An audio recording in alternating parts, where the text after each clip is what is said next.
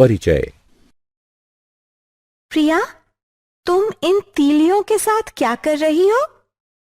मैं इन तीलियों की सहायता से अलग अलग तरह की आकृतियां बना रही हूँ। देखो, मैंने एक समांतर चतुर्भुज बनाया है। ये तो अच्छा है। क्या अब तुम एक त्रिभुज बना सकती हो? हाँ, मैं बना तो सकती हूँ, पर अब मेरे पास सिर्फ 2 तीलियां बची हैं। कोई समस्या नहीं, तुम अब भी एक त्रिभुज बना सकती हो। लेकिन कैसे? ये तीलियां मुझे दो। देखो, अब दोनों आकृतियों का आधार एक ही है। हाँ, यह तो बहुत आसान था। आओ, इस अध्याय में हम ऐसी ही और भी आकृतियों के बारे में जानते हैं। उद्देश्य। इस पाठ के अंत में आप निम्न करने में सक्षम हो जाएंगे। एक ही आधार पर तथा एक ही समांतर रेखाओं के बीच की आकृतियां बनाना। एक ही आधार पर तथा एक ही समांतर रेखाओं के बीच के समांतर चतुर्भुजों को समझना। एक ही आधार पर तथा एक ही समांतर रेखाओं के बीच के त्रिभुजों को समझना। समांतर चतुर्भुजों और त्रिभुजों के क्षेत्रफल से संबंधित प्रमेयों को सिद्ध करना। समांतर चतुर्भुजों और त्रिभुजों के क्षेत्रफल से संबंधित उदाहरणों को हल करना।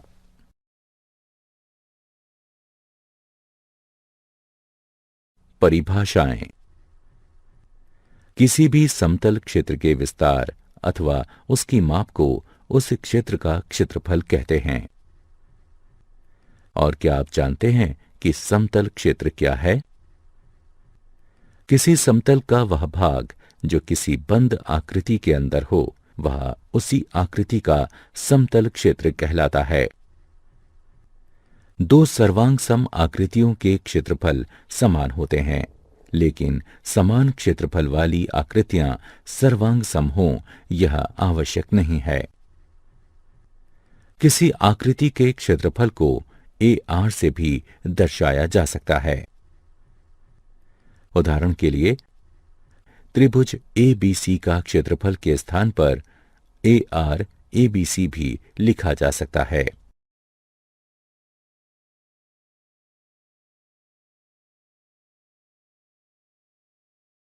एक ही आधार पर बनी आकृतियां। इस आकृति की ओर देखिए। यहां 2 आकृतियां हैं, एक आयत ABCD और एक समांतर चतुर्भुज CDEF। अब हम देख सकते हैं कि दोनों आकृतियों में आधार CD उभयनिष्ठ है। ठीक इसी तरह इस आकृति में त्रिभुज ABC और त्रिभुज BCD एक ही आधार BC पर स्थित हैं। अब इस आकृति को देखें। इसमें एक त्रिभुज ECD और एक समांतर चतुर्भुज ABCD दोनों एक आधार यानी CD पर स्थित हैं।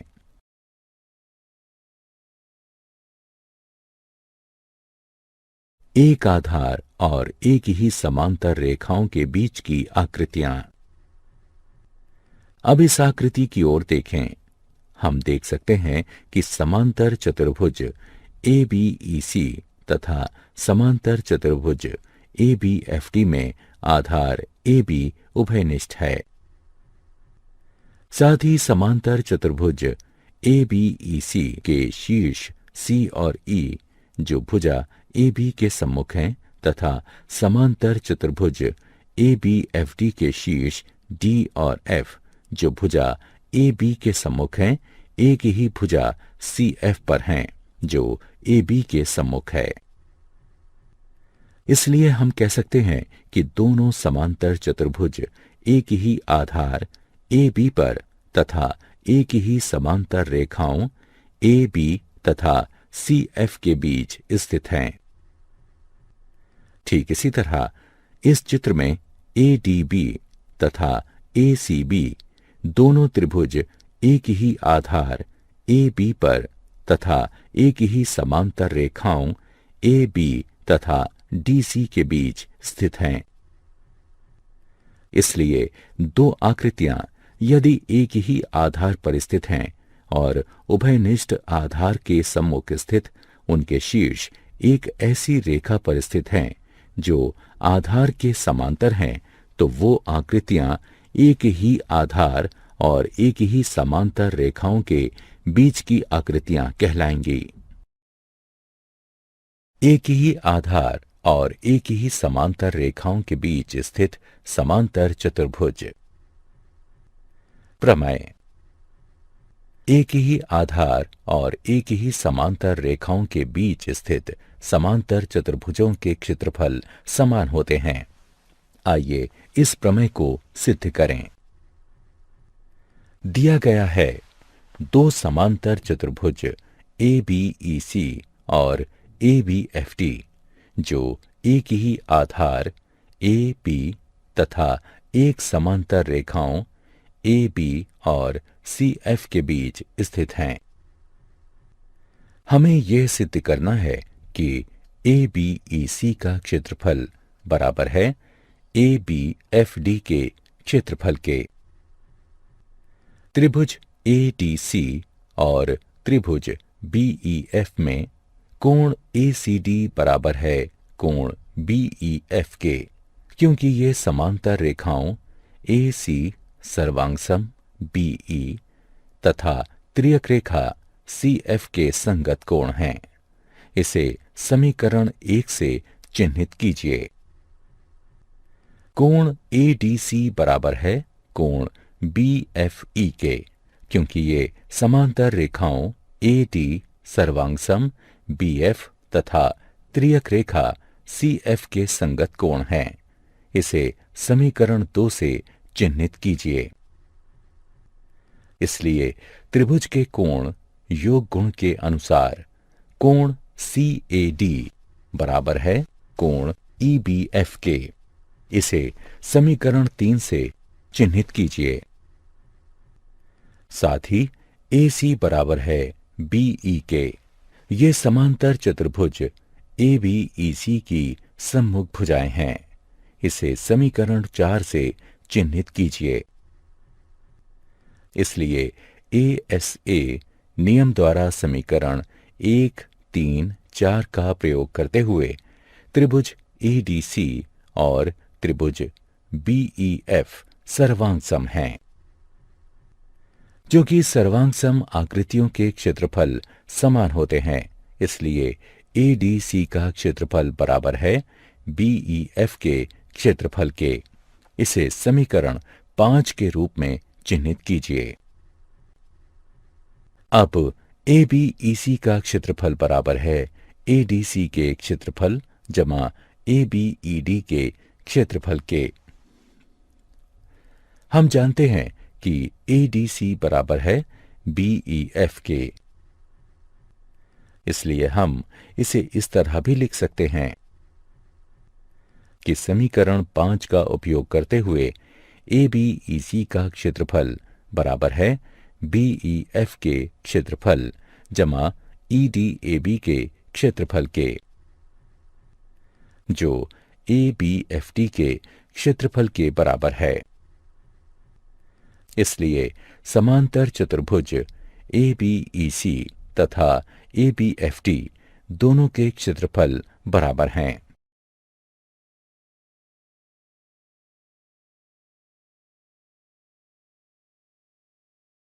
प्रमेय का विलोम। अब हम सिद्ध कर चुके हैं कि एक ही आधार और एक ही समांतर रेखाओं के बीच स्थित समांतर चतुर्भुजों के क्षेत्रफल समान होते हैं। इस प्रमेय का विलोम भी सत्य है, जिसके अनुसार एक ही आधार पर स्थित समान क्षेत्रफल वाले समांतर चतुर्भुज एक ही समांतर रेखाओं के बीच स्थित होते हैं।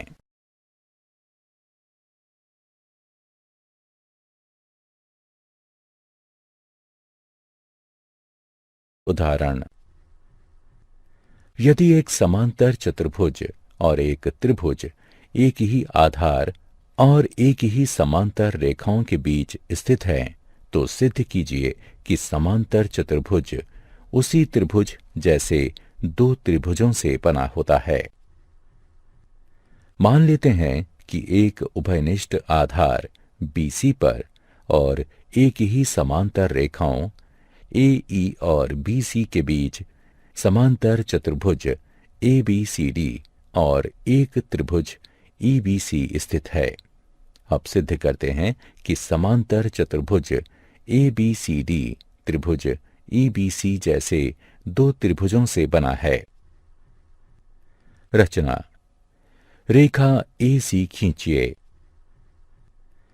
चूंकि विकर्ण AC समांतर चतुर्भुज को दो बराबर भागों में बांट रही है, इसलिए समांतर चतुर्भुज ABCD त्रिभुज ABC से दुगना है। किंतु त्रिभुज ABC और EBC एक ही आधार BC और एक ही समांतर रेखाओं AE और BC के बीच स्थित हैं, इसलिए वह दोनों समान हैं। इसलिए समांतर चतुर्भुज ABCD त्रिभुज EBC जैसे दो त्रिभुजों से बना है। इति सिद्धम।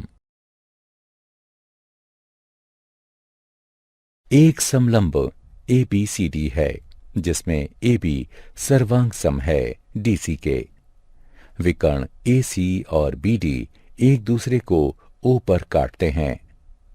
सिद्ध कीजिए कि त्रिभुज AOD का क्षेत्रफल त्रिभुज BOC के क्षेत्रफल के बराबर है।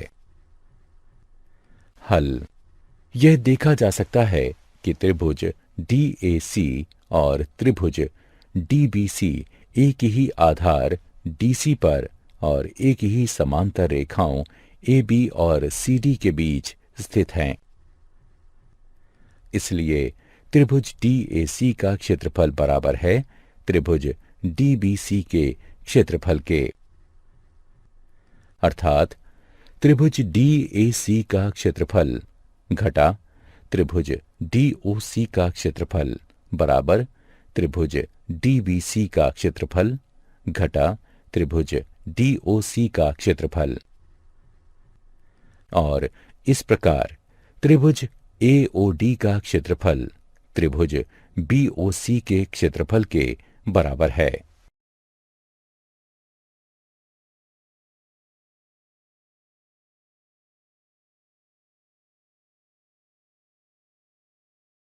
एक ही आधार तथा एक ही समांतर रेखाओं के बीच स्थित त्रिभुज। प्रमेय।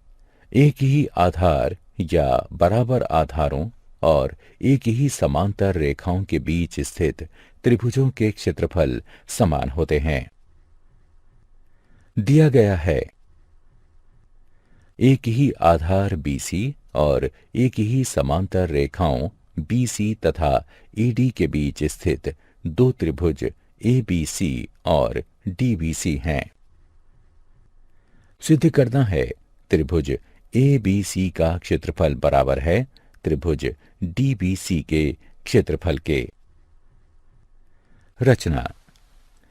B से होते हुए CA के समांतर E पर बनी DA को काटती हुई BE खींचिए और C से होते हुए BD के समांतर F पर बनी AD को काटती हुई CF रेखा खींचिए। उत्पत्ति। निर्माण के अनुसार हमारे पास दो समांतर रेखाएं BE और CA हैं और BC EA के समांतर है, ये हमें दिया गया है। इसलिए चतुर्भुज BCAE एक समांतर चतुर्भुज है। ठीक इसी तरह BCFD भी एक समांतर चतुर्भुज है।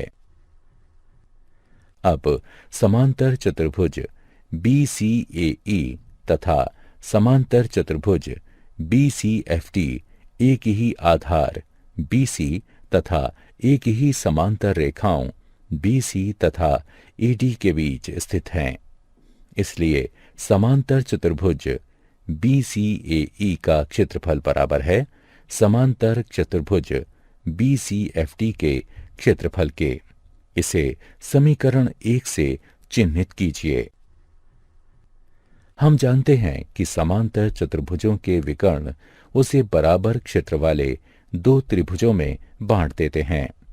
इसलिए त्रिभुज DBC का क्षेत्रफल बराबर होगा समांतर चतुर्भुज BCFD के क्षेत्रफल के आधे के। इसे समीकरण 2 से चिन्हित कीजिए। और त्रिभुज ABC का क्षेत्रफल बराबर है समांतर चतुर्भुज BCAE के क्षेत्रफल के आधे के। इसे समीकरण 3 से चिन्हित कीजिए। अब समीकरण 1 से समांतर चतुर्भुज BCAE का क्षेत्रफल बराबर है समांतर चतुर्भुज BCFD के क्षेत्रफल के। इसलिए समांतर चतुर्भुज BCFD का आधा क्षेत्रफल बराबर है समांतर चतुर्भुज BCAE के आधे क्षेत्रफल के। इसलिए सिद्ध होता है कि त्रिभुज ABC का क्षेत्रफल बराबर है त्रिभुज DBC के क्षेत्रफल के। इस प्रमेय का विलोम कथन भी सत्य है, जिसके अनुसार समान क्षेत्रफल वाले दो त्रिभुज जिनके आधार एक ही हैं या बराबर हैं, एक ही समांतर रेखाओं के बीच स्थित होते हैं।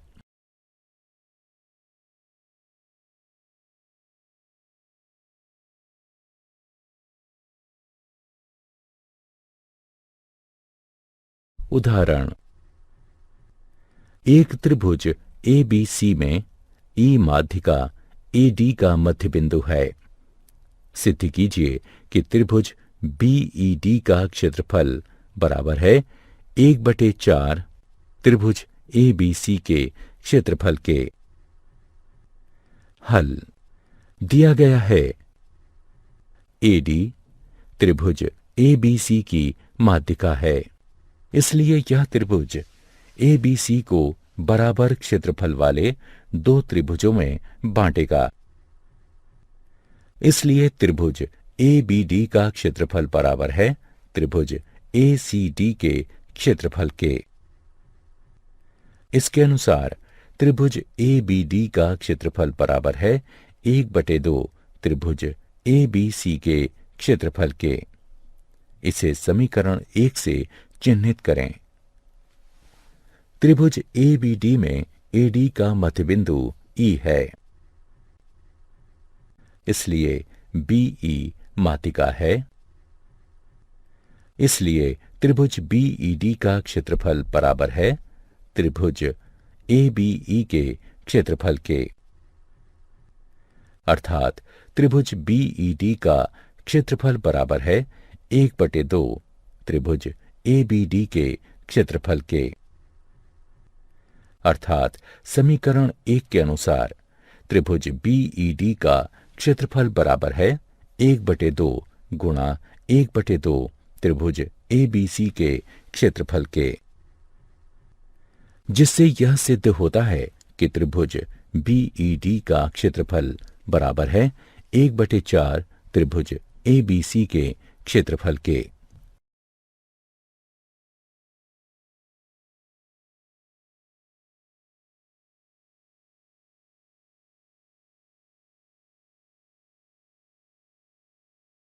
सिद्ध करिए कि किसी समांतर चतुर्भुज के विकर्ण उसे बराबर क्षेत्रफल वाले 4 त्रिभुजों में विभाजित कर देते हैं। हल। हम जानते हैं कि समांतर चतुर्भुज के विकर्ण एक दूसरे को समद्विभाजित करते हैं। इसलिए O AC और BD का मध्य बिंदु है। त्रिभुज ABC में BO माध्यिका है, इसलिए यह इसे बराबर क्षेत्रफल वाले दो त्रिभुजों में विभाजित करेगा। इसलिए त्रिभुज AOB का क्षेत्रफल बराबर है त्रिभुज BOC के क्षेत्रफल के। इसे समीकरण 1 से चिन्हित करें। त्रिभुज BCD में CO माध्यिका है, इसलिए त्रिभुज BOC का क्षेत्रफल बराबर है त्रिभुज COD के क्षेत्रफल के। इसे समीकरण 2 से चिह्नित कीजिए। ठीक इसी तरह त्रिभुज COD का क्षेत्रफल बराबर है त्रिभुज AOD के क्षेत्रफल के। इसे समीकरण 3 से चिह्नित करें। समीकरण 1, 2 और 3 से हमें यह पता चलता है कि त्रिभुज AOB का क्षेत्रफल बराबर है त्रिभुज BOC के क्षेत्रफल के, जो कि बराबर है त्रिभुज COD के क्षेत्रफल के, जो कि बराबर है त्रिभुज AOD के क्षेत्रफल के। इसलिए यह सिद्ध हुआ कि किसी समांतर चतुर्भुज के विकर्ण उसे बराबर क्षेत्रफल वाले 4 त्रिभुजों में विभाजित कर देते हैं।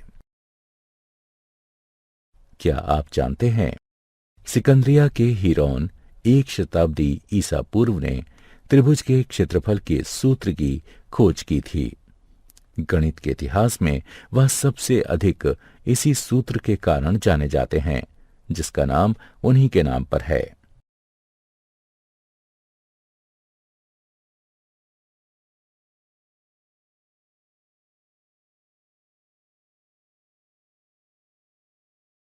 सारांश। आइए हमने जो कुछ सीखा है उसे संक्षेप में दोहराएं।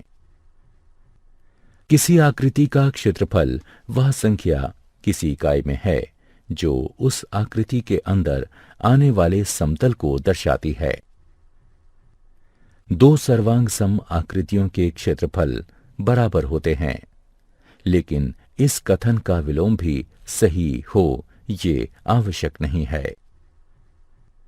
2 आकृतियां यदि एक ही आधार पर स्थित हैं और उभयनिष्ठ आधार के सम्मुख स्थित उनके शीर्ष एक ऐसी रेखा पर स्थित है जो आधार के समांतर हैं, तो वो आकृतियां एक ही आधार और एक ही समांतर रेखाओं के बीच की आकृतियां कहलाएंगी।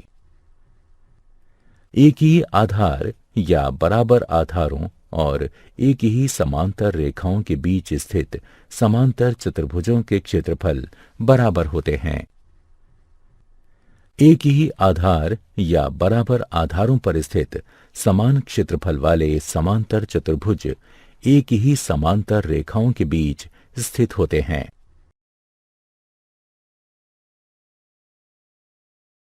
एक ही आधार या बराबर आधारों और एक ही समांतर रेखाओं के बीच स्थित त्रिभुजों के क्षेत्रफल समान होते हैं। किसी त्रिभुज का क्षेत्रफल उसके आधार और लंब के गुणनफल का आधा होता है। एक ही आधार या बराबर आधारों पर स्थित समान क्षेत्रफल वाले त्रिभुज एक ही समांतर रेखाओं के बीच स्थित होते हैं। एक त्रिभुज की माध्यिका उसे बराबर क्षेत्रफल वाले 2 त्रिभुजों में बांटती है। एक ही आधार या बराबर आधारों पर स्थित समान क्षेत्रफल वाले समांतर चतुर्भुज एक ही समांतर रेखाओं के बीच स्थित होते हैं। एक त्रिभुज की मध्य उसे 2 बराबर क्षेत्रफल वाले त्रिभुज में बांटती है।